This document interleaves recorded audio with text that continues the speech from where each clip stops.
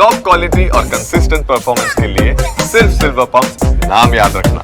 શાહની આગાહી મુજબ આ વર્ષે રાજ્યમાં કાળઝાળ ગરમી પડશે।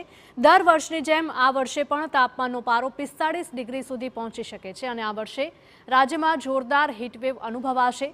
ગુજરાતમાં હીટવેવ પાછળ ઘણા બધા કારણો છે। લા નિનોની અસરના કારણે આ વર્ષે ગુજરાતમાં ગરમીનો અનુભવ વહેલો થવા લાગ્યો છે। એપ્રિલ અને મે મહિનામાં તાપમાનમાં 2 થી 3 ડિગ્રીનો વધારો જોવા મળશે। આ વર્ષનો ઉનાળો આકરો રહેશે। હાલ ભારતમાં 2 સિસ્ટમ સક્રિય છે। ઉત્તર અને દક્ષિણ ભારતમાં વેસ્ટર્ન ડિસ્ટર્બન્સ સક્રિય થવાથી તાપમાનમાં વધારો થશે। અરબ સાગરમાં પણ સાયક્લોનિક સર્ક્યુલેશન સક્રિય થઈ રહ્યું છે। પેસિફિક મહાસાગરમાં થતી હલચલ વિશ્વમાં વાતાવરણની દિશા નક્કી કરે છે।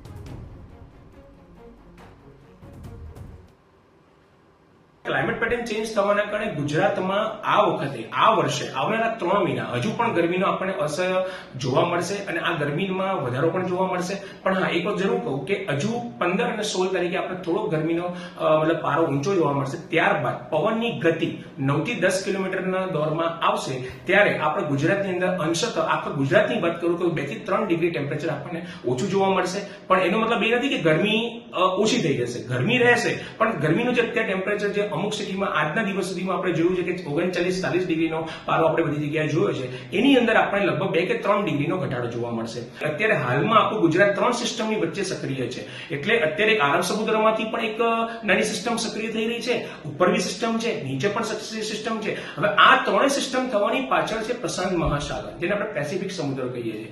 આ પ્રશાંત મહાસાગરની ઉપર આખા દુનિયાનું, આખા વિશ્વનું તાપમાન, વરસાદ, ગરમી, ઠંડી બધું પર નિર્ભર હોય છે। પ્રશાંત મહાસાગર એક એવો મહાસાગર છે કે જેમાં જો એમાં ટેમ્પરેચર નોર્મલ રહેશે, એના દરિયાની સપાટીનું ટેમ્પરેચર નોર્મલ રહેશે તો આખા વિશ્વની ઠંડી, ગરમી અને વરસાદ પ્રમાણમાં રહેશે। પણ છેલ્લા 7 વર્ષથી આપણે ભારત અલ નીનોમાં હતું અને ઘણા બધા વિશ્વના શહેરો અલ નીનોમાં હતા। પણ હવે જ્યારે આ લાસ્ટ યરમાં આપણે 2024માં જે સારું ચોમાસું જોયું એ અલ નીનો અને લા નીનોનો તટસ્થ મધ્યસ્થ કહેવાય વચ્ચેનો પિરિયડ હતો, જેના કારણે આપણે ચોમાસું સારું જોવા મળ્યું। એટલે આ વર્ષે બી હજુ આવનારા 3 કે 4 વર્ષ પણ આપણે ચોમાસું સારું જોવા મળશે। એટલે એવું કહેવાય કે જેટલો વરસાદ પડશે એટલી ઠંડી પડશે ને એટલી જ ગરમી